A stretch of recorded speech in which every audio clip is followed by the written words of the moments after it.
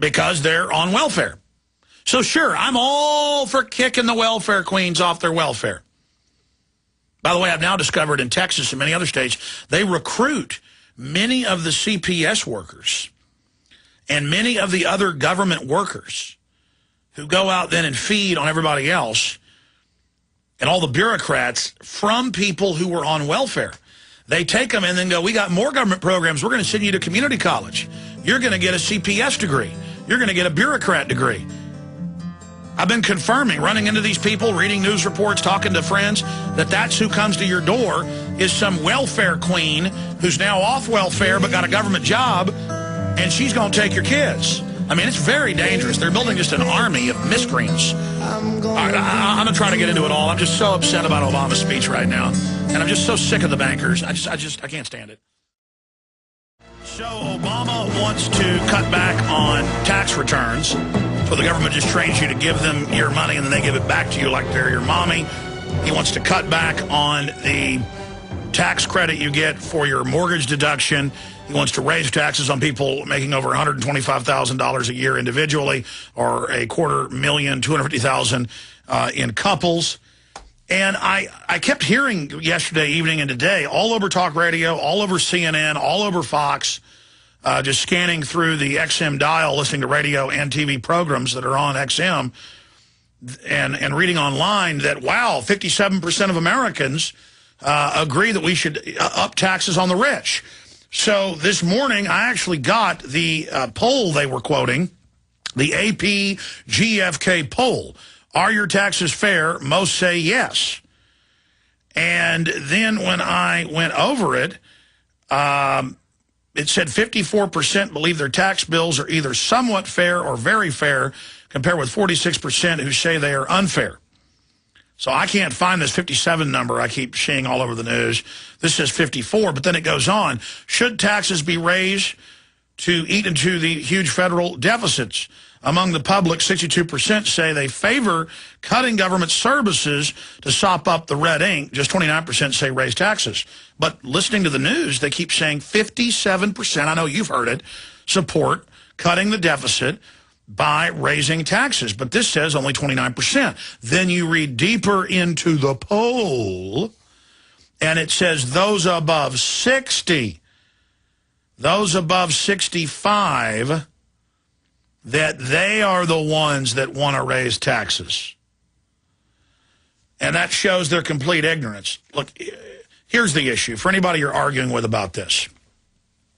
If the private Federal Reserve is out there lobbying that the way to fix our economy is to raise taxes, and we've got former Fed chief Alan Greenspan who helped get rid of Glass-Steagall and get us into all this trouble, and all these big banking heads of Goldman Sachs and the rest of them keep telling us the answer is to raise your taxes. That will fix America.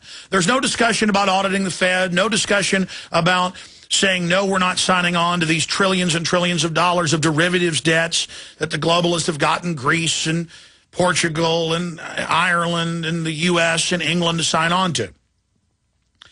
Iceland just said no after a year-long battle. So the government's going to, quote, sue Iceland. The British government is.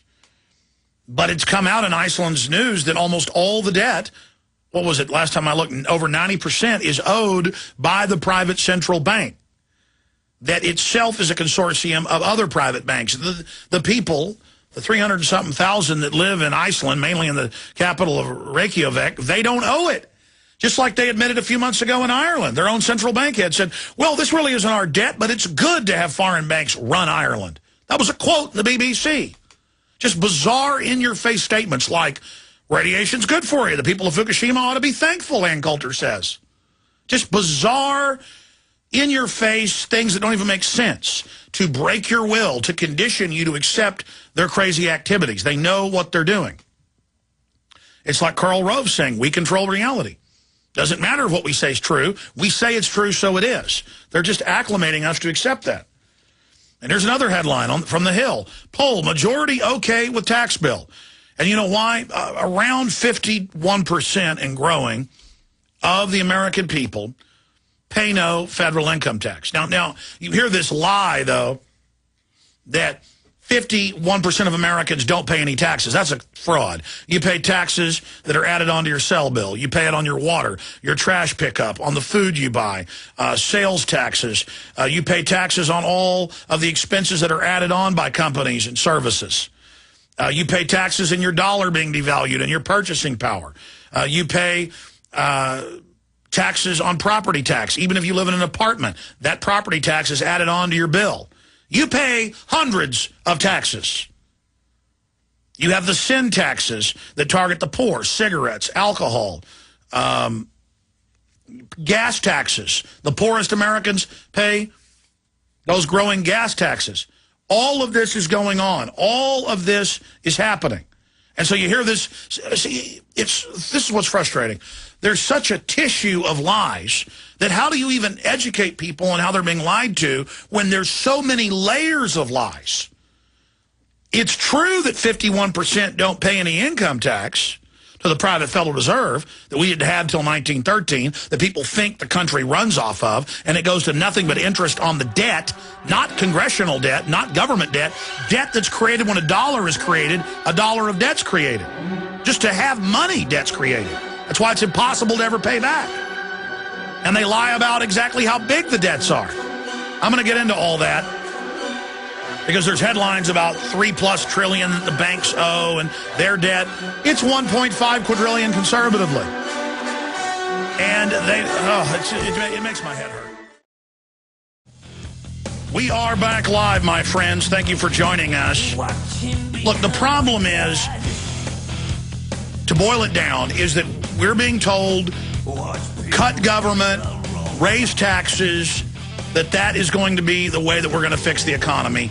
Ladies and gentlemen, I was looking at some of the numbers last night, even in the Wall Street Journal, that in 1999, the U.S. government had half the budget size that it has now. And who can say that our country was not better off then financially? The taxes were lower. There were more jobs. NAFTA and GATT hadn't had a chance yet to deindustrialize our country. And so now the budget is double what it was just 11, 12 years ago. And the solution is a $38 billion cut in the budget that was just leavings or crumbs sitting on the table that hadn't been spent in last year's budget. That's the Republican and Democrats' idea of cutting the budget. And they're saying, let's kick welfare moms off their welfare, when even the Washington Post last year reported $640+ trillion in global derivatives, with the United States signed on to, quote, bail out the banks for more than 60% of it. So let's just say it's the lower number of $600+ trillion that the Washington Post reported on, and not what other economists have argued about here on air, that it's over 1,000 trillion, some over 1.5 quadrillion. So that's the issue.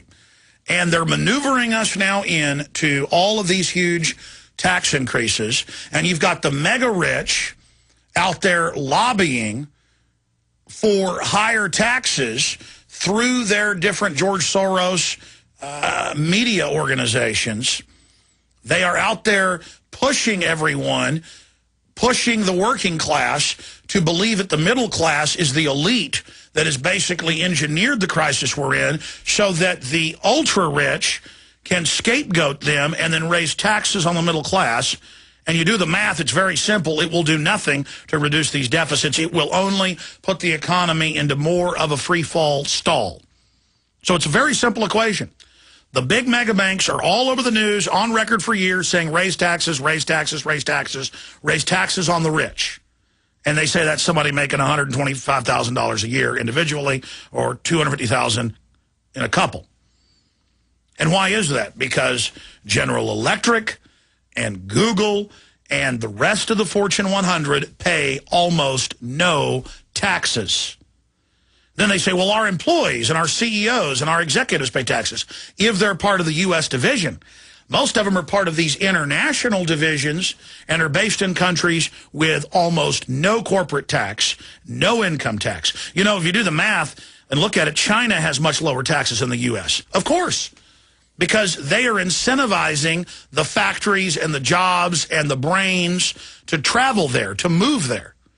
I mean, I know so many Americans that have multiple degrees who've left America to go live in China, to go live in India, to go live in Mexico at the factories because the jobs aren't here. And the very same multinational corporations that have moved overseas were the ones that lobbied for the regulations to be jacked up here and to be lowered in other countries. They're the ones that got the tax incentives to move overseas. They're the ones that push to get the animal ID and the premises ID to shut down the small farms and ranches. And then they get waivers for their big agribusiness. It's very simple. Are we hearing about getting rid of the repeal of Glass-Steagall and bringing Glass-Steagall back to stop the derivatives? They're creating more of them now, counterfeit money that we've now been forced to sign on to. Are we hearing anything about dollar devaluation, a tax on everyone? Are we hearing anything about the private Federal Reserve? Are we hearing anything about the trillions of dollars secretly pumped out overseas and to domestic corporations here in the U.S.? Your tax money going to hundreds of newspapers, scores of TV stations, multiple TV networks, think tanks, propaganda groups. It's incredible. It is a completely unlevel playing field designed for the globalist to consolidate all of the markets, all of the industries, the entire economy. And I know I keep hammering on this and hammering on it because I listen to talk radio, I listen to liberals, conservatives, all of them, and none of them get any of it. And even mainline libertarians are like, good, kick all the welfare queens off their welfare. Good, get rid of Social Security. It's a fraud to begin with. And yeah, it is a fraud, but it's all people've got. And if you got rid of it, it wouldn't fix the problem. Only getting rid of the Federal Reserve, only slashing taxes across the board, only getting rid of the income tax, which was created the same year as the Federal Reserve and is in the Communist Manifesto, written by the bankers and sold as the People's Rebellion. Just like today, George Soros-funded groups on record go take over Bank of America, and they don't go in there and say, arrest the bankers, get rid of the Federal Reserve. They say, raise taxes on the rich. But then the rich are a person making $125,000 a year. That's who they're talking about. Not raise taxes on George Soros, who's back in the news saying raise taxes and we could absorb more debt. Because he sits above those rules. He's part of the corporate power structure that's exempt from almost all of the taxes. He's part of the corporate power structure that's allowed to create fake derivatives. They take the trillions in banker bailout money that they get interest-free. Then they go out and loan it for 5%, 10%, 15, 20, 30, 40, 50, 60. Now some of the yearly interest rates are 79.9%. But they don't just stop there. Loaning out to the general public's a small part of their business. That's why many big banks are saying, we're just closing having public accounts. We don't even want your money. You're like, you don't want my money? Okay, we'll take it, but we'll give you half a percentage point because we don't even care. We don't need it. You know why they don't need it? Because they can take those trillions in banker bailout money and they can, for every dollar they get, loan out 10. And that's under the previous pre-1999, pre-Glass-Steagall repeal. After that, they can take a dollar and they can leverage it out thousands of times, according to the economists we've interviewed and talked to. And I mean people like Professor Black, the former top federal regulator. He said there's thousands of times they can leverage it. Thousands of times. $1, thousands of dollars. So when you see headlines about $3.3 trillion that the banks are in debt with and they need more money, ladies and gentlemen, the banks created those derivatives to take over society. When those derivatives weren't known to be fraudulent, they were able to buy up much of the society, much of the infrastructure with it. And now they hold the whole infrastructure hostage because they have infected every financial instrument, every financial system with the derivatives that are hundreds of times bigger than all the real assets in the world. And so they have successfully Siamese twinned all of their fraud into the pension funds, into Social Security.